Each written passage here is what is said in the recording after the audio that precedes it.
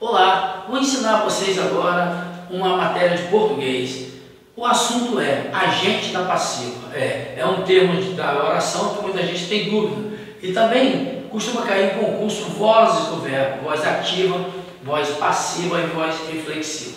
Bom, vamos ver aqui o agente da passiva e as vozes ativa e passiva. Vamos lá? Olha aqui, temos um exemplo. As crianças comeram os doces. A primeira coisa que vocês têm que ter é achar o sujeito da oração. Achar o sujeito da oração é perguntar ao verbo: quem que comeu os doces? Aí você vai achar o sujeito. Sempre que você pergunta ao verbo, aquela ação do verbo, a resposta vai estar refletindo no sujeito. Quem comeu os doces? As crianças.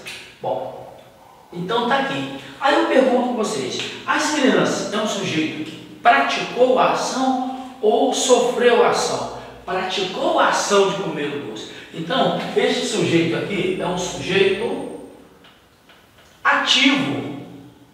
Por que ativo? Ativo vem da palavra ação. O sujeito praticou a ação. Então, se o sujeito está ativo, não há de se falar em voz passiva. A voz aqui, nesta oração, é uma voz ativa. É isso aí. E vamos lá. E o agente da passiva? Não tem agente da passiva se o próprio agente é o sujeito. Tá? As crianças comeram doce, os doces. Os doces aqui nada mais é do que um objeto, né? Um objeto direto. Mas vamos lá. Sujeito ativo, não há agente da passiva. Porque o agente da passiva, ele substitui o sujeito. Tá? Agora vamos lá. Os doces foram comidos pelas crianças. Mantém o mesmo valor semântico, né? O mesmo sentido. Só que eu inverti, coloquei agora os doces como sujeito. Quer saber que os doces são sujeito? Vamos lá, é só perguntar ao verbo. Perguntando ao verbo, sempre vão ter como resposta o sujeito. Aqui eu perguntei quem comeram os doces, as crianças. Agora a pergunta é: o que foi comido pelas crianças? Os doces. Então, agora, os doces é o sujeito desta oração. Vamos lá. Esse sujeito aqui é um sujeito que praticou a ação ou sofreu a ação? Espera aí, os doces foram comidos, eles sofreram a ação, tá? Então é um sujeito passivo.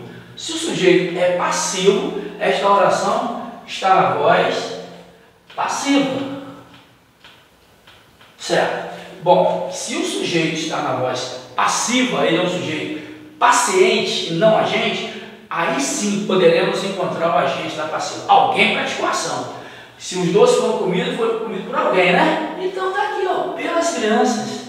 Esse é o termo que praticou a ação, tá? De ter comido os doces. Então ele é o agente da passiva. Então o agente da passiva nada mais é do que o termo que pratica a ação e não está vindo como sujeito, normalmente vem no final da frase. Temos aqui outro exemplo. O povo elegeu o senador.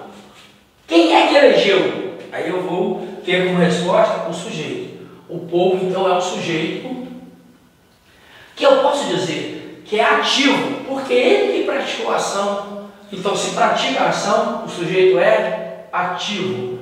Em compensação, a oração está na voz, tá? Também ativa, voz ativa. Bom, então, voz ativa não há que se falar de agente da passiva, já que o próprio sujeito praticou a ação. Bom, agora vamos ver a última frase aqui. O senador foi eleito pelo povo. Quem é que foi eleito? Essa é a pergunta feita para chegar ao sujeito. É o senador. Então, aqui é um sujeito. Aí eu pergunto: esse sujeito praticou ou sofreu a ação de ser eleito? Não foi ele que elegeu. Ele foi eleito, então ele é um sujeito passivo. Se ele é um sujeito passivo, esta oração está na voz passiva. Se a oração está na voz passiva, podemos encontrar o agente da passiva, que é aquele termo que praticou a ação. Então vamos lá. Foi eleito pelo povo. Olha quem praticou a ação, olha quem elegeu o senador. Então esse está aqui, esse termo é o agente da passiva. Então, toda vez que o sujeito for aquele sujeito que pratica a ação do verbo, ele é um sujeito ativo, e aí não tem agente da passiva. Agora, se o sujeito sofre a ação, é um sujeito passivo, quem praticou a ação está lá no final da frase, é o agente da passiva. Valeu, galera?